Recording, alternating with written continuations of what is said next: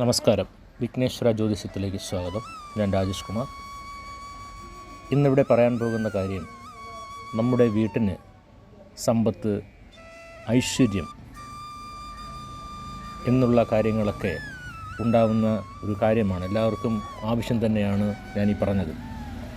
അപ്പോൾ ചിലപ്പം ദൃഷ്ടിദോഷം കൊണ്ടും അങ്ങനെയുള്ള അയൽപക്കത്തുമായിട്ടുള്ള ചില ദോഷാദിക്ക് കാര്യങ്ങൾ കൊണ്ടൊക്കെ, അപ്പോൾ അതിൻ്റേതായിട്ടുള്ള ദൃഷ്ടിദോഷ ശാന്തിക്കായിട്ടൊക്കെ പലരും പല പല കാര്യങ്ങൾ, ചിലപ്പോൾ ഈ പറയുന്ന മുള വെച്ച് പിടിപ്പിക്കുക, അല്ലെങ്കിൽ പിന്നെ വെളുത്തുള്ളി ഗന്ധമുള്ള അതൊക്കെ കുടയുക, അങ്ങനെയായിട്ടുള്ള പല പല കാര്യങ്ങളൊക്കെ ആചരിച്ചു പോകുന്നവരുണ്ട്.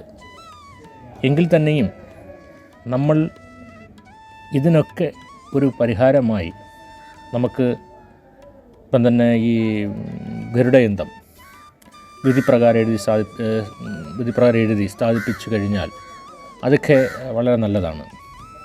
എങ്കിലും ഇതിൻ്റെയൊക്കെ ഒരു ഭാഗ്യത്തിന് വേണ്ടിയിട്ട് നമ്മൾ ശ്രീചക്രം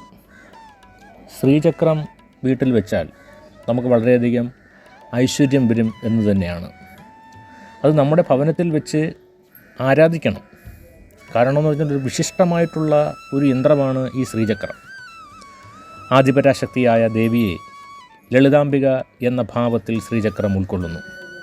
യന്ത്രങ്ങളുടെ അഥവാ ചക്രങ്ങളുടെ രാജാവാണല്ലോ ശ്രീചക്രം എന്നറിയപ്പെടുന്നത്. സകല ദേവീദേവന്മാരുടെയും ഉത്ഭവ കാരണവും രക്ഷകർത്രിയുമാണ് ലളിതാംബിക. അതുകൊണ്ട് തന്നെ ലളിതാംബികയുടെ വാസസ്ഥാനമായ ശ്രീചക്രത്തിൽ സകല ദേവതാ ചൈതന്യങ്ങളും സകല യന്ത്രങ്ങളും അന്തർഭവിക്കുന്നു എന്ന് തന്നെയാണ് നമ്മുടെ വിശ്വാസം.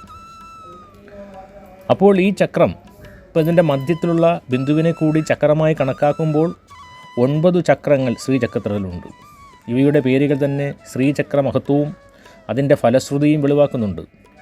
ത്രൈലോക്യമോഹനം, സർവശാബരിപൂരകം, സർവ സംക്ഷോഭണം, സർവസൗഭാഗ്യദായകം, സർവാർത്ഥസാധകം, സർവരക്ഷാകരം, സർവരോഗഹരം, സർവസിദ്ധിപ്രദം, സർവാനന്ദമയം എന്നിങ്ങനെയാണ് ചക്രങ്ങളുടെ ഈ പേരുകൾ. അപ്പോൾ ശ്രീചക്രത്തിന് പൂജ നടത്തുവാൻ നല്ല ഒരു ഗുരുവിനെ കൊണ്ട് മാത്രമേ ഇത് സാധ്യമാവത്തുള്ളൂ. അല്ലാത്തൊരു പൂജ ചെയ്തിട്ട് കാര്യമില്ല.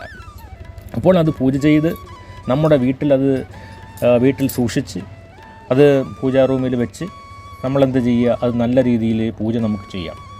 അപ്പോൾ അതിന് മുമ്പ് നമുക്ക് ലളിതാ സഹസ്രനാമാവലികളൊക്കെ ഭക്തിപൂർവ്വം ജപിച്ച് ഒരു ചുവന്ന സുഗന്ധ പുഷ്പങ്ങൾ കൊണ്ടോ അല്ലെങ്കിൽ കുങ്കുമം കൊണ്ടോ ശ്രീചക്രത്തിൽ അർച്ചന നടത്തുന്നതൊക്കെ വളരെ ശ്രേയസ്കരമാണ്. അപ്പോഴാണ് നമുക്കെന്ത് ചെയ്യുന്നത്, നമുക്കങ്ങോട്ട് ഐശ്വര്യം അങ്ങോട്ട് വന്നു വരുന്നത്. അപ്പോൾ വിധിപ്രകാരം കൃത്യമായി തയ്യാറാക്കിയ ശ്രീചക്രം ഭവനത്തിൽ സൂക്ഷിച്ചെങ്കിൽ മാത്രമേ അതിന് ഞാനീ പറഞ്ഞ സകല ഐശ്വര്യങ്ങളും സിദ്ധിക്കത്തുള്ളൂ. ഇപ്പോൾ ഇതിനകത്ത് ചെമ്പ് ഉപയോഗിക്കും, അല്ലെങ്കിൽ വെള്ളി, സ്വർണം തുടങ്ങിയ തകിടുകളൊക്കെ ഇതിനകത്ത് ഉപയോഗിക്കാറുണ്ട്, ആലേഖനം ചെയ്യും.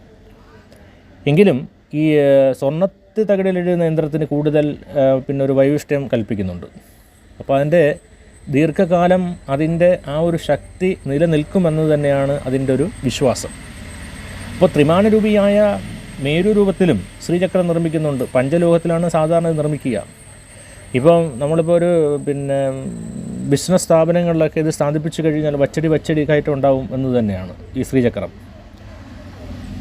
അപ്പോൾ നിങ്ങളും നിങ്ങളുടേതായിട്ടുള്ള വീട്ടിലും അല്ലെങ്കിൽ ബിസിനസ് സ്ഥാപനങ്ങളിലൊക്കെ ഈ ശ്രീചക്രം ഉപയോഗിച്ച് നല്ല രീതിയിലൊക്കെ പൂജയൊക്കെ ചെയ്തു കഴിഞ്ഞാൽ ഞാൻ ഈ പറഞ്ഞ കണക്കിട്ടുള്ള ഈ ഒരുവിധപ്പെട്ട കമ്പയറുകളും അങ്ങനെയുള്ള ദൃഷ്ടിദോഷങ്ങളൊക്കെ മറ്റുള്ള നേർച്ച വഴിപാടുകളൊക്കെ നടത്തി നമ്മുടേതായിട്ടുള്ള ബിസിനസ് അല്ലെങ്കിൽ നമ്മുടേതായിട്ടുള്ള വളർച്ചയൊക്കെ നശിപ്പിക്കാൻ ആരെങ്കിലും എന്തെങ്കിലുമൊക്കെ ഉപദ്രവങ്ങളൊക്കെ ആൾക്കാർ ചെയ്യുന്നുണ്ട് എങ്കിൽ തീർച്ചയായിട്ടും ഇത് നമ്മുടെ പൂജാ റൂമിൽ ഈ ശ്രീചക്രം മേടിച്ച് അത് നല്ല രീതിയിൽ ചെയ്തു കഴിഞ്ഞാൽ അതിന് ഫലപ്രാപ്തി ഉണ്ടാവും. എങ്കിൽ പോലും നിങ്ങൾ ഇത് മേടിച്ചില്ല എങ്കിൽ പോലും തന്നെ നിങ്ങളെന്താ ചെയ്യുക, നമ്മളെ ജീവിതത്തിൽ നല്ല രീതിയിൽ നമുക്ക് നല്ല രീതിയിൽ നല്ല ഐശ്വര്യത്തോടു കൂടി നമുക്ക് ജീവിക്കണമെന്നുണ്ടെങ്കിൽ നമ്മൾ ലളിത സഹസ്രനാമവലികൾ കറക്റ്റായിട്ട് നമ്മൾ വീട്ടിലിരുന്ന് ചൊല്ലിയാൽ തന്നെ അത്ഭുതകരമായിട്ടുള്ള മാറ്റം നമുക്ക് വരുന്നതാണ്. നന്ദി, നമസ്കാരം.